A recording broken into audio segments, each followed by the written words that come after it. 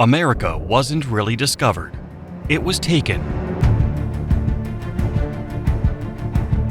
When they gained independence in the late 18th century, Americans only owned a small strip of land along the East Coast.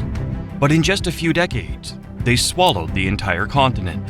Not through a glorious battle, but through treacherous treaties, coercive laws, and sometimes the barrel of a gun. A land that once belonged to hundreds of native nations was gradually erased from the map. But how did they do it? A young man has just escaped the grip of a tyrannical father. In his 20s, rebellious, ambitious, and ready to take on the world with his bare hands. That young man was America when it gained independence in 1783 after a long war with the British Empire. Back then, their territory was just a narrow strip along the East Coast, but the population was booming year after year. We need more land. Thomas Jefferson, the third president of the United States, immediately set the course for the young nation's growth. In 1803, he made a deal that's considered the bargain of the century: $15 million to buy the Louisiana Territory from the French. A vast and fertile land stretching from the Mississippi River to the Rocky Mountains. But in reality, it didn't belong to the French. It belonged to the native tribes, people who had lived there for thousands of years, and they certainly weren't welcoming these new owners. The Americans understood this, but they knew they didn't need to ask the Native Americans for permission. The purchase was just a way for America to declare to the rest of the world, "This is our land, and we have the right to expand." And so, a process began, starting with treaties. On paper, it was about peace, but in reality, it was a trap. Because these treaties were not fair. One of the simplest tricks was to use alcohol. Get the tribal chiefs drunk, then make them sign. Or they'd exploit the language barrier, conspiring with translators to make the Native Americans agree to words on paper they couldn't understand. Sometimes the paper itself was meaningless because the Americans would just tear it up themselves. That's what happened with the Black Hills of the Sioux people. In 1868, they signed the Treaty of Fort Laramie with the Americans, in which the U.S. promised that land could only be handed over to them with the consent of the majority of the native people. But just a few years later, gold was discovered in the Black Hills. And just like that, the Americans unilaterally broke the treaty and seized the area. In practice, however, the most common and effective method was still to bring in weapons, attack, and then force the native people to give up their lands. That's how America took 2/3 of modern-day Ohio after a 10-year war with the Northwestern tribes. Using the same playbook in the South, the Seminole tribe fought for nearly a decade, hiding in the swamps of Florida to protect their ancestral land. They didn't want to negotiate, they didn't want to leave, and the Americans didn't want to talk anymore.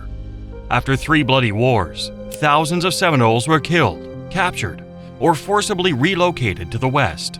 Meanwhile, in Alabama, the Muskogee Creek tribe had agreed to give up a portion of their territory on the condition that the rest would be protected. But white settlers kept pouring in, seizing land, burning homes, and destroying crops.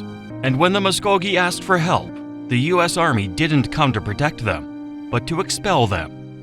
Behind every treaty was a pre-written plan, sign to gain trust, break to take the land.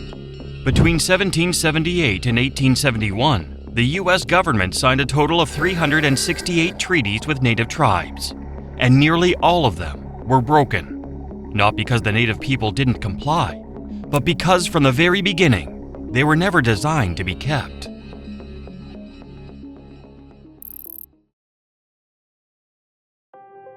When treaties became worthless paper and trust was completely exploited, America shifted to a new strategy. No more persuading, no more negotiating, just removal. Not all tribes resisted the change. In the Deep South, 5 large tribes tried to do the opposite. They tried to assimilate. They were called the 5 civilized tribes: the Cherokee, Chickasaw, Choctaw, Creek, and Seminole. They built schools, opened churches, wore Western clothes, published newspapers, and even created their own constitution for their nations.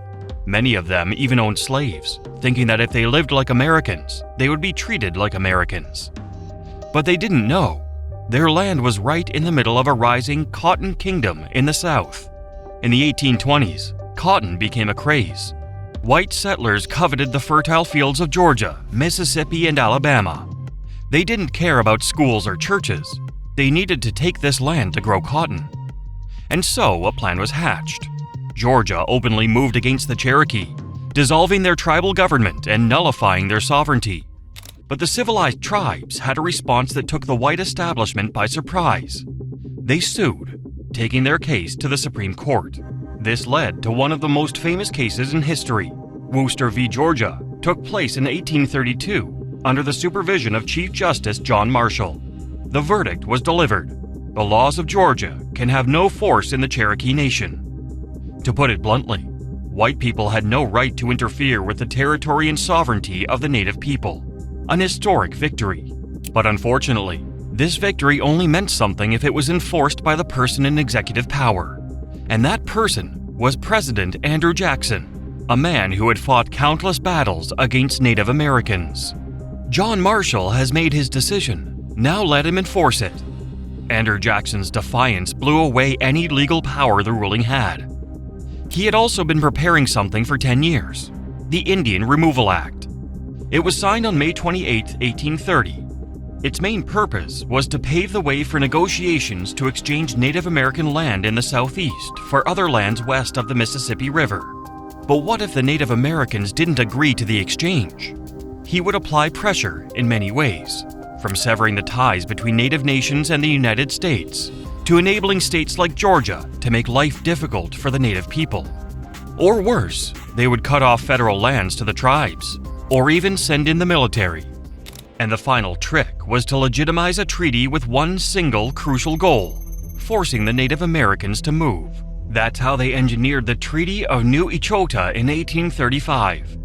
The Americans found a small, dissident faction of Cherokee who were unhappy with their chief and bribed them to agree to sell off the tribe's final territory. The Cherokee chief protested vehemently, but who cared? They had the signatures, and now everything looked legitimate. From 1831 to 1838, members of the 5 tribes were expelled from their lands. The homes of over 100,000 people were taken, and their 1,000-mile forced march to a small square on the map became known as the Trail of Tears. Those who refused to go were eventually forced to move at gunpoint. Along that journey, thousands died from hunger and cold. They were brought to Indian territory with a promise of peace from the Americans, a promise of a land for Native people. But America never stops. In the second half of the 19th century, westward expansion was elevated to an ideal, manifest destiny. Americans saw themselves as the ones destined to bring civilization to the entire continent. And so, they looked again to that rectangle on the map, the place that had once been declared inviolable land for the Native Americans. Oh look, there in the middle, an unassigned gap. It doesn't belong to any tribe. Why don't we settle there? So they poured in. No papers, no treaties, no laws. Just drive a stake into the ground, put up a hut, and call it home.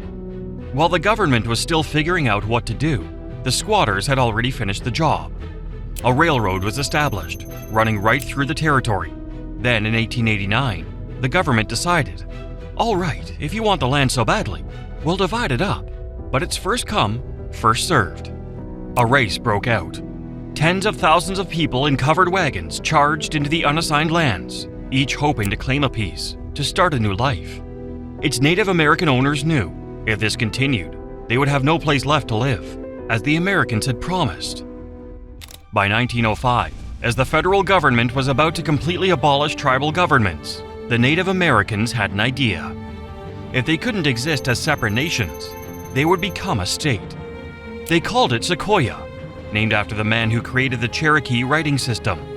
Hundreds of delegates met and together drafted a full constitution of 35,000 words, with 18 chapters and 270 articles. They also added a Bill of Rights, established a tax system, and a clear map of counties. The next step was to hold a referendum. Naturally, the vast majority of Native Americans voted to pass the Constitution. The Native Americans had made every effort to follow the process of forming a state in America. With all their preparations, they went to Washington and knocked on Congress's door, hoping that this time they would be treated as true citizens. But there was no debate, no hesitation, just a cold, dismissive shake of the head. Because, simply put, the Native people were not the ones writing America's history. They were just the background, the people who used to be here. 2 years later, a new state was born, but it wasn't Sequoia. It was Oklahoma, with a white government. The U.S. government had merged the Indian Territory with the occupied lands to the west, where tens of thousands of settlers had poured in and declared it a single, unified state. But more painfully, the Constitution drafted by the Native Americans was used as the Constitution for the state of Oklahoma. The last piece of land that the Native Americans had been promised had now officially vanished from the map. However, 100 years later, a special legal event occurred. A Seminole man named Jimmy McGirt was convicted of a crime in the state of Oklahoma. But his lawyer argued that since the state had no jurisdiction because the crime occurred on what was, according to the original treaty, still Native American land. This case is called McGirt v. Oklahoma, with the final ruling from the United States Supreme Court stating, "The treaties that the United States signed with the Muskogee people are still in effect, and the state of Oklahoma has never had legal jurisdiction over that land." But this wasn't just a story about the Muskogee people, because, by the court's reasoning, this also applied to the treaties signed with the Cherokee, Choctaw, Chickasaw, and Seminole, meaning the entire 5 civilized tribes. This means America was wrong. Millions of acres in Oklahoma legally still belong to the old Native nations. Google Maps had to update its boundaries. State courts lost jurisdiction over large parts of eastern Oklahoma. In that brief moment, justice had a chance to speak. But in all the time spent waiting for it, the Native Americans had lost almost everything. Because the Americans didn't just want to control the land, they wanted to control the people. It wasn't just about where Native Americans lived, but how they lived. It wasn't just about the map, but about identity. The Americans did this with a new strategy: assimilation. Silent, sophisticated, and wrapped in fancy words like civilization, education, or integration. With the ultimate goal: to make Native people no longer native.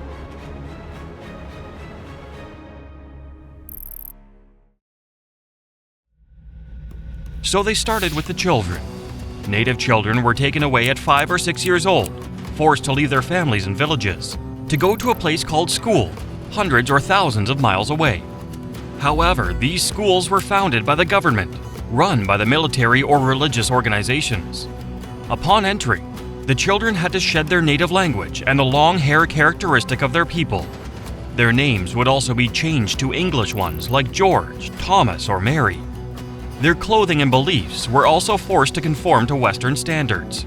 Kill the Indian, save the man. That was the core philosophy of this system. Carlisle was the first such school, founded in 1879 in Pennsylvania, and it became the model for over 150 other boarding schools across the United States. The white government was also determined to destroy the community bonds of the Native American tribes, because they knew that the strength of these people came from their unity. The foundation of this bond was the land, because in their culture, land was not for buying and selling, but something sacred, tied to the tribe, where the spirits of their ancestors resided. Americans thought differently. The capitalists saw land as property, something that could be measured, divided, and sold. If the Native Americans still held large areas of land, they still had power, identity, and sovereignty. Therefore, in 1887, the U.S. government passed the Dawes Act. It was like a knife, slowly slicing up the Native American lands into separate pieces.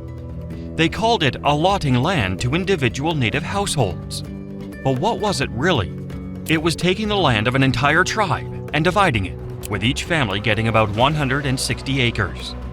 Because after the division, the remaining land, which they called surplus, would be sold to white settlers. And so, piece by piece, forest by forest, field by field, what once belonged to an entire community now became a commodity in the real estate market. The policy of assimilation didn't stop there. The Native Americans still had a great faith in their ancestors. They connected with their ancestors through sacred ceremonies, dances around the campfire, the sound of drums echoing in the night sky.